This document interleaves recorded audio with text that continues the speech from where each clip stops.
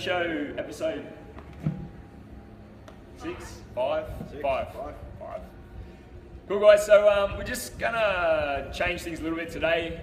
It's more of a conversation between us rather than us just lecturing you guys all the time. So yeah, what I want to have a chat about to you guys today is your top recovery techniques. So what are the things you do after your training session to help you recover? Well, my main thing now that I'm getting older, Bit A? I know, bit A, but I make sure like I maintain things a little bit better, so have some allied professionals, so I see a chiropractor regularly. Who's that? So I see Julian. Free plug, Jules. At Suncoast Chiro down on 4th Avenue. He's really good. Phone number is... Yeah.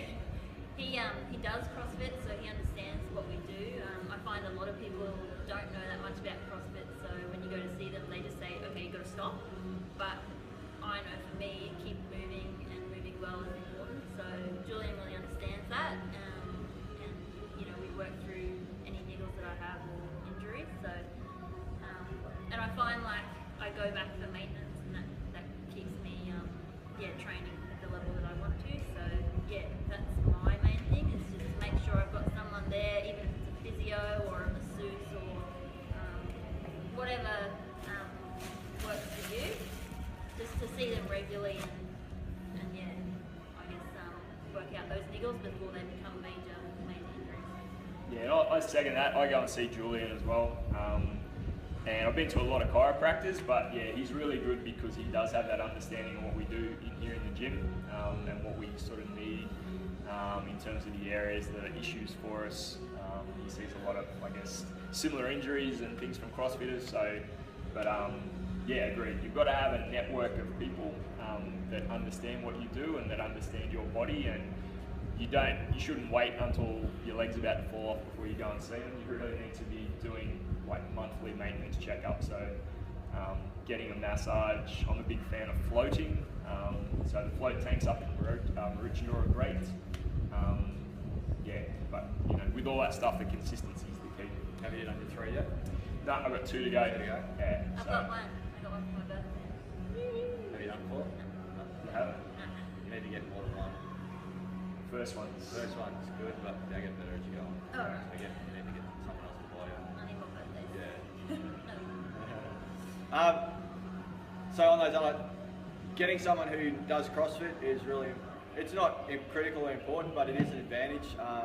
So we've got a few contacts, chiro, physio, other therapists that do CrossFit guys, so if you need some direction in where to go, then we can head you in that direction. But it makes a big difference if they do CrossFit. They know what you put your body through, they know the movements you're doing, and they can sort of help you to work those things through. big thing too, I remember guys, if you've got a niggle or an injury, don't keep it to yourself and don't train through it, all right? Tell us straight away so that we can get onto it and we can either modify the movement or we can refer you to someone that can help you out. So there's a difference between intensity and, you know, training hard and actually having pain that's been caused by, you know, your body not being in good alignment or your technique not being right, etc. So make sure if you have any niggles to tell us early on. Don't wait for a month till things are really bad, because we see that a little bit, that people just try and train through stuff and they don't tell us. Yeah, we want to know straight away, because that's part of our job, is to be able to get you guys to modify things where and if you need to, if you've got a potential injury coming up. I think like we've all still are training through injury, so it's possible. You don't have to stop training. There's modifications, and even your rehab stuff turns into training sometimes. So yeah, don't think you have to stop and do nothing. There's always ways to work through it. So and we've all been there. So yeah, don't hesitate talking to us. Yeah, so if you've got an injury and you're not telling us, I want to know about it tomorrow. At about 1 a.m. in the morning, just text me, that's fine. He'll get back to you straight away. When I'm late night shopping. And the last one, or one last one for me guys, is magnesium. It's something that we don't get in our food anymore because it's pretty much depleted out of the soil. So in terms of supplements, there's a few that are, I think, essential for everyone, and especially for CrossFitters, because we train really hard. Magnesium, whether it's in a lotion form that you can rub on, or a tablet, or a powder, I definitely recommend that everyone has that in their recovery kit. Some good magnesium. If you need tips on what good ones are, you can once again always ask us and we'll let you know. How do you take yours? I take a tablet form, and that seems to work pretty good for me. Do you take recommended dosage or do you dose higher? I dose a little bit higher, so the recommended on the one I take has been telling me like 3 tablets a day, and I take 6 to 8 depending on how I'm feeling. I'll dose up heavy, so yeah. I got a powder form, so just from Chemist Warehouse. It's ethical nutrients form, and Oh, yeah. it tastes nice, doesn't taste shit. And I have it, sorry, coconut. Oh, sweater. Have it just with coconut water as well, so it's almost like what do you call it? During the workout, you're kind of refueling yourself during the workout. Intro. There you go. For me, guys, probably the main immediate recovery thing I do post-workout is post-workout nutrition. I 9 times out of 10 have that in liquid form, so meal replacement shake.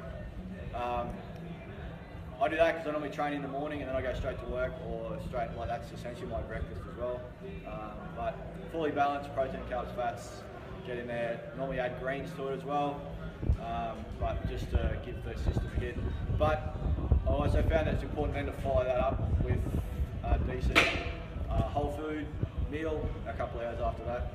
Seems to set the body on the right path to recovering from what we've just done, to move on from there. Yeah. Yeah, I think it's a good point. I think we need supplements, but at the same time, most of your nutrition should come from food if you can. So. I heard a good thing that day about supplementation, that to think of it more as a complement to your nutritional intake rather than supplementing it. So if your nutrition whole food is really good, you can take some other stuff that actually complements that, stuff you're not getting. Supplementation sometimes has that thing of, well, we're replacing it with something else, which we are, but just the connotations of sort of that it's a complement to what you're doing rather than supplementing something instead of having something else. So yeah. That's good. Cool. So guys, this show is driven by you. We'd love some more feedback. What do you want us to talk about?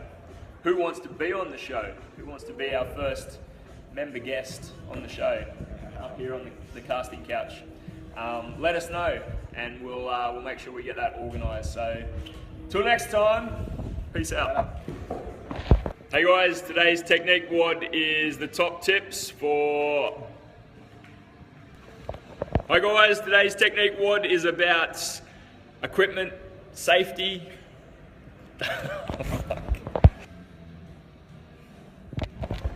Take 6, technique WOD. Today is about equipment. Take 7, today's equipment WOD. Okay, this is it. Today's technique WOD is about equipment safety and looking after the equipment. Okay guys, number 1, we're looking at the kettlebell. So what we don't ever want to see is dropping the kettlebell. This is bad, all right? So basically with a kettlebell, if you cannot control the weight, use a lighter kettlebell, all right? We never want to see you guys drop the kettlebell from that top position. You need to control it for your own safety, but also to not break the floor or anyone standing around you. All right, number 2, a barbell safety. All right guys, just looking at the barbells today. Also about if we've got to dump the barbell and also unloading the plates off the barbell. Firstly, if you're using like the 2.5 kilo plates or the 5 kilo plates, we really don't want to dump them. They're not designed to be dumped, all right? So we need to control the barbell back to the floor if you've got these plates on. Having said that, if it's an unsafe situation when you've got the barbell overhead, we value your safety more than the plates, but we just don't want any just reckless dumping of these plates if we can avoid them, all right? If we've got actual bumper plates, say 10 kilos, 20 kilos, all right? They are bumper plates, they are designed to be dropped. We don't want any uncontrolled dumping, all right? So put them in the overhead position, all right? We don't want to dump and walk away, because that's what happens to the barbell. If you've got someone else on this platform, it's going to shoot out. Alright? So if we're dumping, we can be controlled about it. So if I'm overhead and I'm going to dump it, I'm going to fall back, control it onto the floor. Alright? So pretty straightforward. It's going to protect the plates. It's going to protect your neighbours on either side of you. Alright? Full control. In terms of unloading the barbell, we see this quite often. Alright. Clip comes off. Plates come off. Alright. That bouncing on the barbell is going to destroy the bearings inside the barbell. Alright. They're not designed for that. They're designed to have the load distributed over the plate. So if we're going to unload the barbell, we want to pull your plate to the end, grab hold of the barbell, remove the plate, place it on the floor, jump, put it away. Alright, so look after the gear, guys. It will last us a long time. We don't need to wreck it. The other thing we don't want to do is we don't want to drop an empty barbell. Alright, so if you've got an empty barbell, alright, make sure we're placing it on the floor. Alright, it's not heavy, we should be able to place it on the floor. Even from this sort of height here, alright, we see that quite often. Again, it's just going to destroy the bearings in the barbell. They're not going to last as long. They'll start to get destroyed, they won't spin as much. So yeah, just take care of it, guys. Nice and gently place them on the floor. Okay. Alright guys, so you know my bugbear is leaving chalk on the ground and people not cleaning it up after themselves. What's a bugbear? Oh, a bugbear, like annoyance, pet peeve. Oh, okay. Got it? Alright, so I'm not going to harp on about that too much. You know where the mop is, you know how to clean up your own chalk marks. The one thing I'm going to get you to do, guys, is after using a barbell, grab this packet of wipes, grab a wipe out, and you're going to wipe down your barbell. So come on over, get all that skin, blood, sweat, wipe it off, and put your bar away. The other thing is, guys, the rig can use the same wipes. Tricky, I know. And you can wipe down, if you can reach, that rig where you use. That was a lot tougher than I thought. Alright, grab a box to help you, okay? But grab those wipes, guys. Clean up after yourselves, makes for longer lasting equipment and a better experience for you guys. And less Hep B infections. Alright guys, if we're looking at loading our barbells, because if we start to get the 20s or the 10s on the bar, and if there's a chance we're going to have to drop that weight from overhead, if we need to add 5s and 2.5s, rather see you guys add the steel plates if we can, as opposed to the plastic plates. Just means that when the bar gets dumped, if we've got the 5s or the 2.5s on, right, although they are slightly smaller in diameter than the 10s and the 20s, there's still that extra chance that they're going to want to get dumped. The bar's not going to fall evenly, so we're going to get some shock coming through here with a fair amount of weight on it, so it's just going to damage those plates. Alright, so wherever we can, load up with the steel ones. Obviously, if you've got the 5s and the 2.5s, so you're not going to be dumping the plate, then that's fine. But yeah, where we can, chuck those steel ones on. So guys, this is what happens if we start dumping these 5 kilo plates. They start getting splits down the middle and eventually they're going to crack, alright? So we have to pretty much write this plate off.